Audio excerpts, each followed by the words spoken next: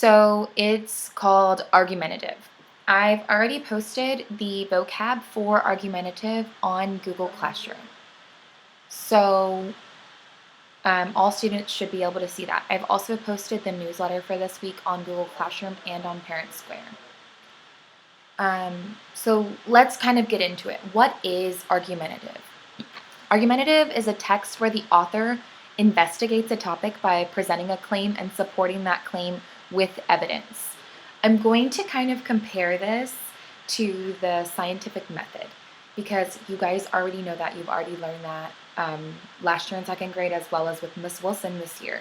So in the scientific method, you come up with like a question or a hypothesis, and then you prove that hypothesis by doing those experiments. And that's kind of what argumentative is. The author comes up with a topic and then proves their side of the topic. We might confuse argumentative with persuasive, but they're different. And let's talk about how they're different. Persuasive convinces someone of something, and it's mostly made up of opinions. So a persuasive article or a persuasive advertisement would convince somebody to purchase something. A lot of the time, like billboards and stuff are persuasive, and they're not argumentative. They don't usually give evidence of things that work or don't work. And argumentative uses evidence to make a claim. You might find an opinion or two in an argumentative text, but usually it is made up of facts and evidence. So let's go ahead, and if you can see on my screen, I have the parts of a powerful argument anchor chart. So on here, it talks about the parts that make up a powerful argumentative text. We have a claim, which is the statement the author, or you, if you're writing, but we're not writing, we're reading today, is trying to prove is true. We have the argument, which is the statement supporting the claim or the reason. Evidence, which is proof from a credible source. That's the important part. That's the difference between the persuasive and the argumentative. You have to have facts and proof. Anecdotal facts, statistics, examples, experts, observations. And then we have the explanation. The explanation explains what the evidence proves. So you can't just say, here's the evidence. That's why. You have to give the evidence and explain the evidence. And the so what the evidence and explanation show about claim and your commentary. So that's where you would find probably the opinions. And then we have a counterclaim and a rebuttal. A counterclaim is a statement that opposes the claim, so it's the opposite side. So in an argumentative text, you're going to see both sides of the story. And a rebuttal, the reason why the counterclaim is not as strong as the claim. So how it works when you write an argumentative text is the one that we're going to talk about today is school uniforms or not. So if you believed in school uniforms, you would use a sandwich type method to write your piece of writing. So for example, you would introduce what school uniforms are. Then from there, you would explain that your argument is, I believe that students should wear school uniforms. You would give all these evidence as to why school uniforms are necessary or important, and then you would offer a counterclaim. Here's the evidence as to why people believe that school uniforms aren't important, and you would offer that evidence. But then you would give a rebuttal, which is your bottom part of your sandwich, saying the reason why the evidence for school uniforms is stronger is because this, this, and this. And then you would give a conclusion. The conclusion would restate the claim, so it would restate your claim. So in conclusion, school uniforms are essential because, and you would summarize the arguments, and then you would say, though some people believe that school uniforms are not important, I recommend school uniforms due to, and then you would say the reasons why.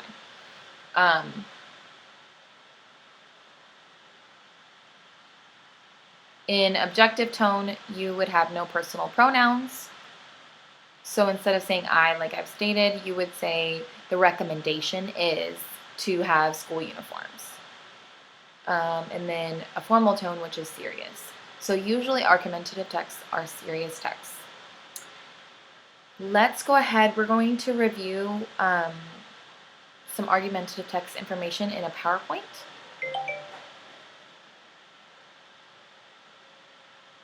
So argumentative text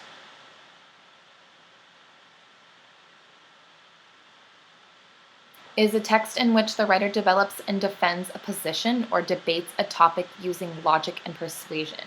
So oftentimes argumentative text is compared to debates. We don't do debates at our school usually, but if we were in class, that is something I would kind of use to help with argumentative text. And it's something I'm looking into using now in virtual class. So if I can get it to work, I would assign 2 students the same topic, but on the opposing ends. And they would be able to explain their sides. So we start with the author's claim, which is an assertion or position on a topic or issue. Example, Twinkies taste better than other snack cakes because of their texture, their creamy filling, and their golden appearance. Do you notice the author, even though this is an argumentative text, the author still used very descriptive words to talk about what they're claiming. And that's important because just because this is formal does not mean that you aren't describing things the way you normally would. You're still using persuasive language. Even though this isn't a persuasive text, it's argumentative, your language is still persuasive.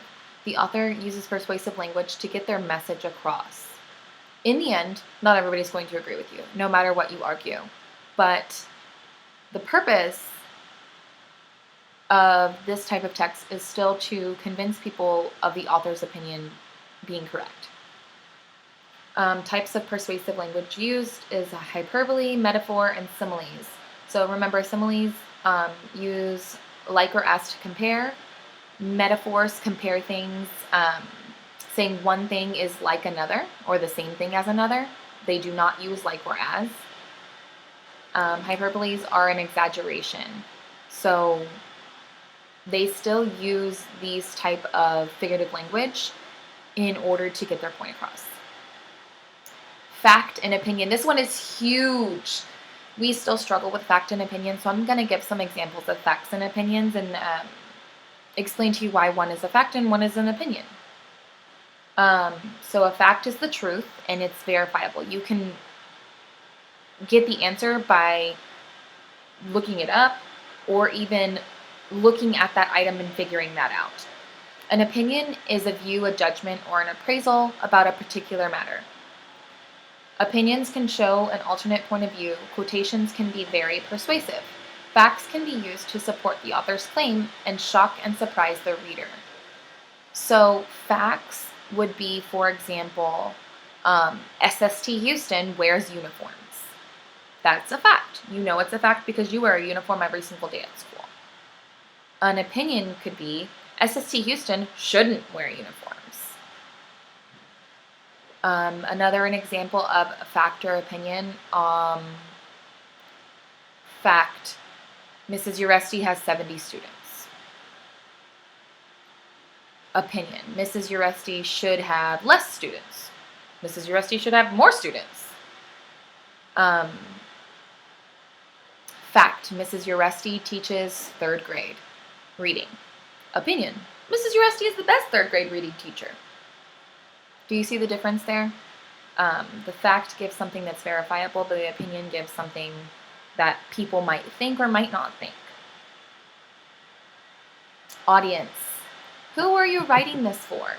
Definition is the intended target group for this message, regardless of the medium. So who is the purpose? Who are you writing this to? So, for example, if you're writing this to other students in your class, then remember that when you write your paper. If you're writing it to adults, remember that when you're writing your paper. We have to remember those differences when we're writing and when we're reading. Who is this written for? So knowing your audience establishes a relationship between the reader and the writer, and it makes the reader care more about the subject. Emotional language, language that is used to create a particular emotion response in the reader. Authors use emotional language to create strong feelings such as anger, guilt, joy, concern, empathy, hope, and anything else. Emotional language involves the reader in the text. Okay? So what we're going to do is we are going to look at a school uniforms yes or no argumentative article from Epic. And it asks some questions afterwards, and we're going to go over those. And then tomorrow you'll have an assignment on ReadWorks that's an argumentative text.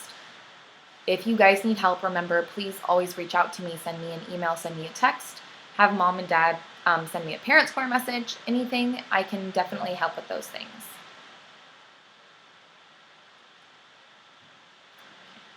So here we go.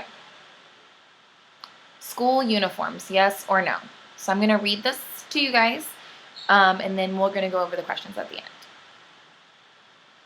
And I'm going to point out the order in which this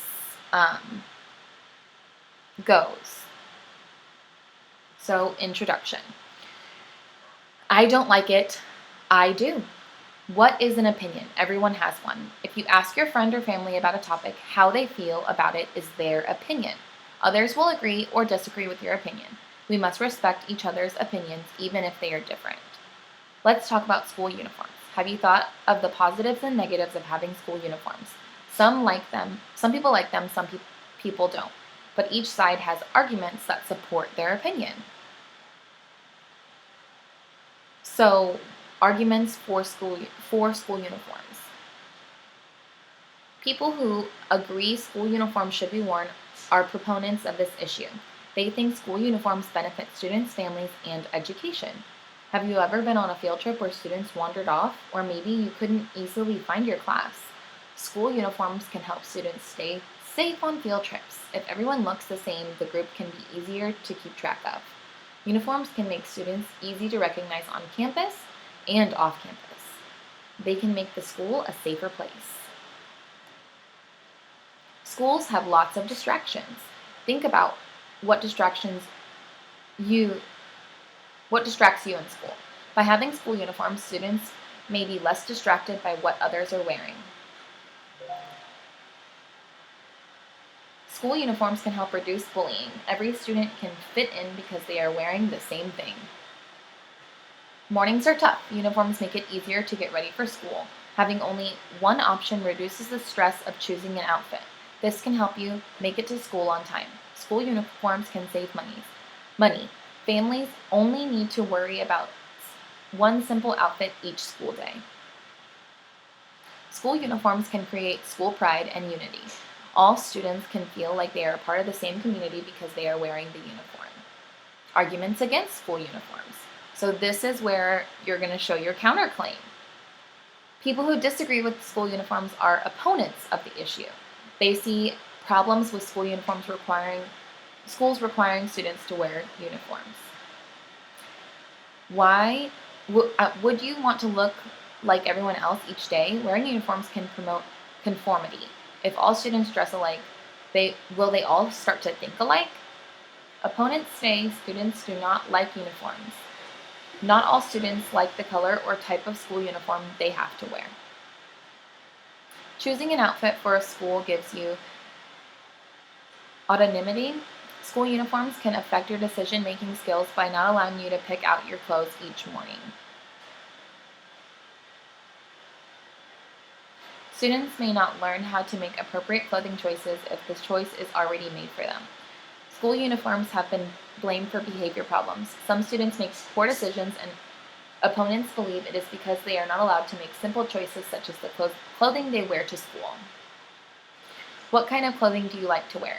What do your clothes say about you? Your clothes allow you freedom of expression. You make choices based on what you like.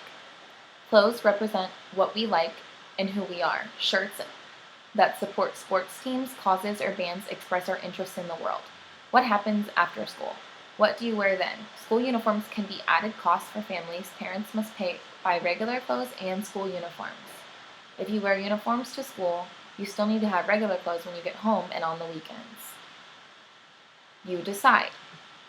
Did your opinion on school uniforms stay the same or change? Can you think of more arguments for your side? People share their opinions by writing articles for newspapers or online sources. Share your opinion by writing an opinion paper. Okay? And then it goes on to give writing tips.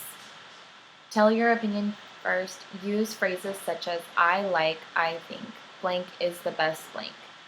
Give many reasons to support your opinion. Use facts instead of giving your feelings. This is where we talk about those facts. And as you could have seen in the text, it showed a lot of facts. And in this type of examples, we're going to be doing a lot of text evidence. So we've learned about that text evidence. In the text, it states blah, blah, blah. And that's why this is blah, blah, blah. Explain your facts by using phrases such as example, or such as. Compare your opinion to different opinion. Then point out the reasons your opinion is better. You can use phrases such as, some people think blah, but I disagree because blank. Blank is better than blank because blank. Give examples of the positive outcomes of someone agreeing with your opinion. For example, you can use the phrase, if blank, then blank. Include short story about your own experience with the topic. For example, if you're persuading somebody that the best pet is a dog, you can talk about your pet dog.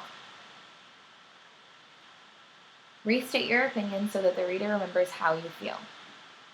Okay? So what we're going to do is we're going to do one more activity, and that activity is we are going to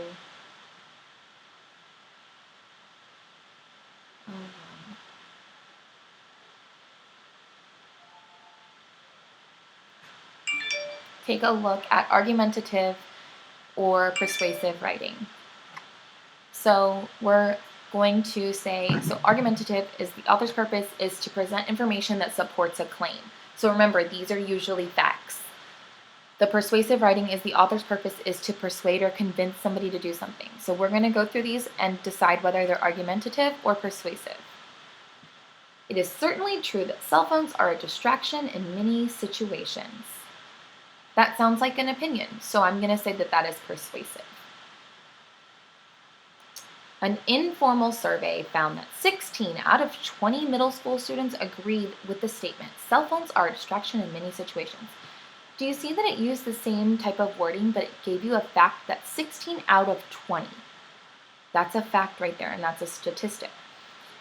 So we're going to go with argumentative on number 2 because it gave you information that you could verify. The Center for Disease Control recommends that children receive a total of 14 vaccinations before the age of 6. It's not giving you the author's opinion here. It's saying that it's recommended by the Center for Disease Control and that it gave you the number 14 vaccinations by the age of 6. So that is an argumentative. So take your child to the pediatrician today and make sure the vaccinations are up to date. That's giving an opinion. So that's going to be a persuasive. As a compassionate citizen of the planet Earth, you can surely find time to volunteer at your local recycling center. After all, the future is in your hands. Well, the author's normally not in an argumentative is not going to tell you what to do. They're going to give you facts and explain why that is a thing. In this one, the author is saying you should go to the recycling center. So that's going to be a persuasive. According to environmental activist Michelle Weber, a staggering 14 million pounds of trash are dumped into the ocean each year. This gave you a fact. 14 million pounds of trash are dumped into the ocean each year. Argumentative. Studies conducted at Columbia University School of Education suggest that music helps students develop greater concentration and more effective problem-solving skills. Argumentative gives you a fact from Columbia University School of Education. join the band or the choir today and bring a little extra harmony to your life. That's an opinion. Some people don't like the band or the choir. So persuasive. If your heart breaks at the sight of a shivering homeless cat or hungry stray dog, you'll surely support the construction of a new shelter in your community. Again, they're persuading you to give money to support a shelter in your community. Persuasive. So I hoped this helped you understand the difference between fact and opinion and persuasive and argumentative. Again, this week we are completing a ReadWorks assignment over an argumentative text. If you need help with that, please let me know. And I'm hoping to create a fun activity where you can support your claim against a classmate. I will be working on that this week. I hope you guys enjoyed the video. Thanks, bye!